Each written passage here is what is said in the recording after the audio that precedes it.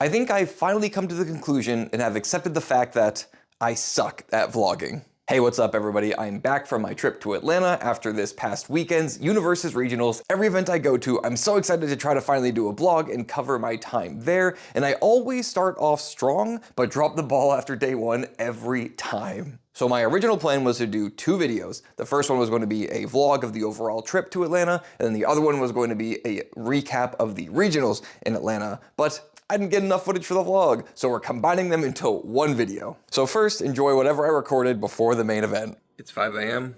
We fly out to Atlanta in 2 hours. It is way too early. It's still not even a light outside, but that's why I saved this pumpkin spice latte. Let's go.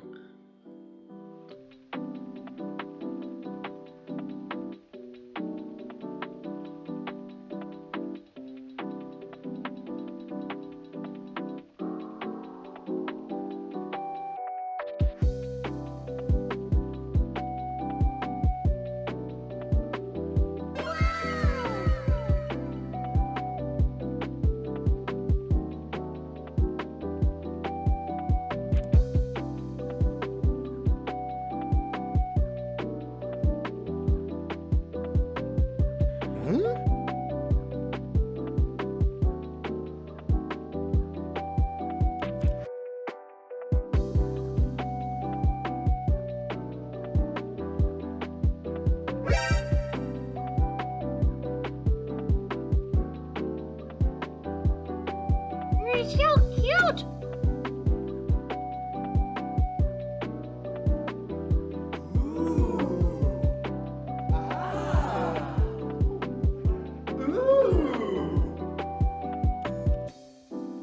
That thing is big, Jay. What is that thing?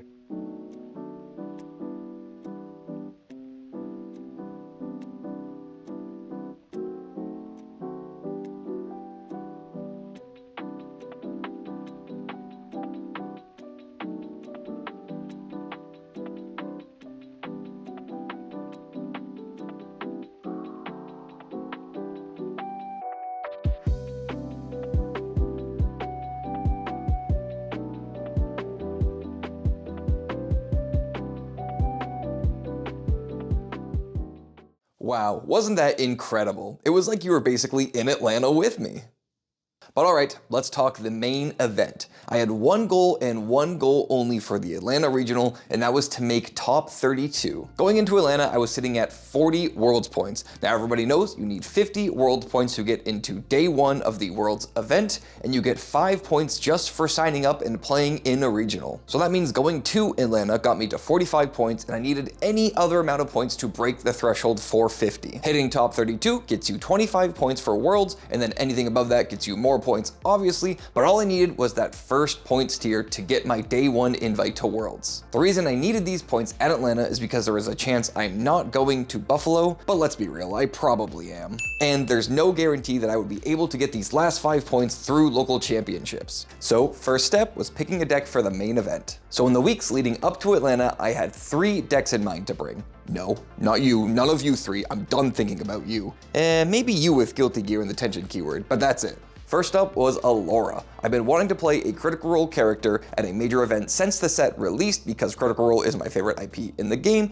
but unfortunately a lot of these characters just don't stand up to the heavy hitters in the format right now. Now of course with Allura right now, the big thing is the Exterminate Mutants, Mechazoid, and Falling Titans loop. This loop basically allows you to play Falling Titans as many times as you can check them, which is pretty cool. And as fun as this deck was to pilot, there really wasn't much else going for it until you found the pieces for that loop, and even then, if it was interacted with in any way, such as Falling Titans being sealed or something like that, you were kind of out of luck. The second deck I was considering was my boy, Reiner 2. I brought Reiner 2 to Louisville and didn't do the best, but I had a really fun time playing throughout the entire event. Reiner 2 has been my pet deck for a long time now, with my current thing being milling a bunch of backups into my discard pile, then playing Harness Undeath to explode my opponent, and Reiner even got some fun pieces from TMNT, like Enough Talk and Genghis Frog, but unfortunately I just didn't think that this deck would get me to top 32. With the Chaos symbol, there's just always that chance to draw the nuts and bring your opponent to 0, but with Reiner, stringing out that far can be a little bit difficult. So I was down to my last option.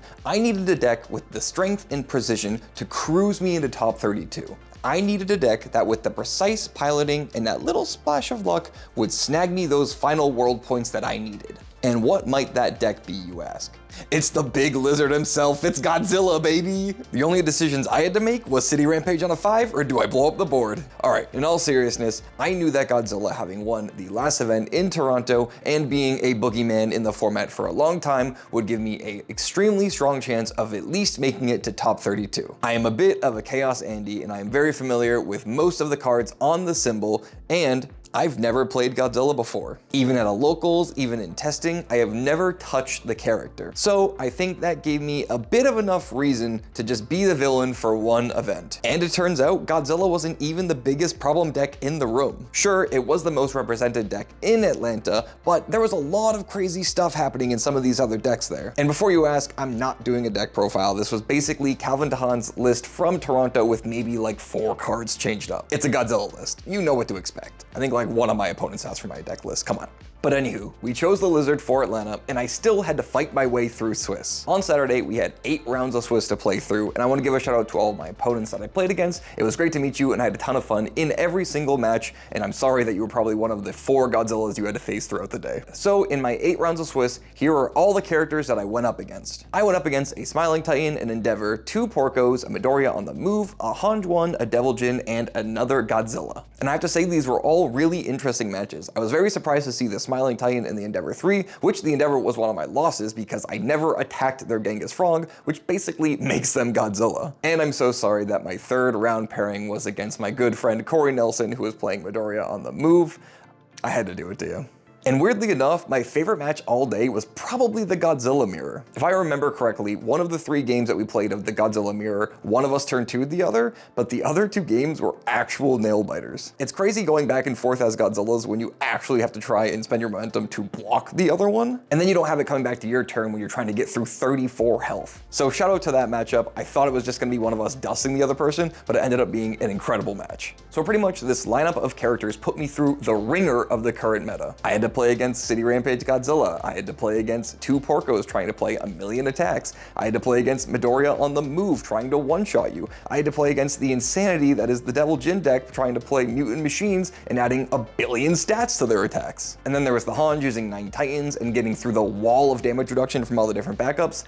It was a long day, especially since that room was so hot with no AC, and I'm from New England, I'm acclimated to the cold. I don't do well in the heat. But that of course was beyond the organizers' control, and real quick, shout out to Round 3 Events for holding an awesome regional. And before I talk about the event overall, I ended up going 5-3 in my Swiss, putting me at 30th place and making top 32. I was even on this graphic at one point, you see that? 10th. I'll never see that again. But Swiss was a bumpy road. There wasn't even really a point during the day that I thought I was guaranteed a top 32 spot. Even after winning the last round, as people were reporting their matches, I kept seeing my placement bubble up and up and up. I think this put me up to like 70 points or something, which means I'll see you at Worlds. And I won't be bringing Godzilla. Probably.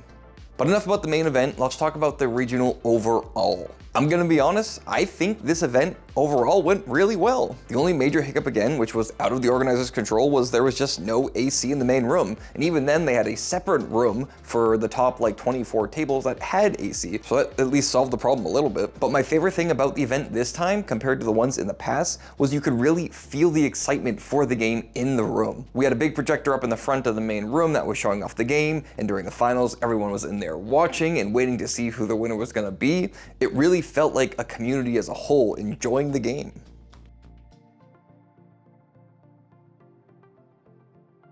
I didn't get to participate in any side events this time, but it looked like they were always firing off, except for during the main event, obviously, and it looked like everyone was enjoying them. The prize wall had some pretty good stuff, from new promos to old promos, and like Funkos, the uncut sheets, different things like that, and the top cut promos for 32 were foiled this time, which is just a good improvement. We got a lunch break during Swiss. We were able to grab food at the hotel that was already prepared. You could just grab it and go. And another awesome thing about the event, which has been spearheaded by Tam Cardwell, I'm sure you all know him, shout out to you. The improvements of the streaming quality from YouTube and Twitch have been awesome. The viewing experience from home has been greatly improved. I went back and I watched most of the stream matches and looked through everything. It looks awesome. Keep it going. I really don't have anything negative to say about this event, maybe besides the meta. But let's talk about the meta for a second. Don't worry, I'll skip this part for you.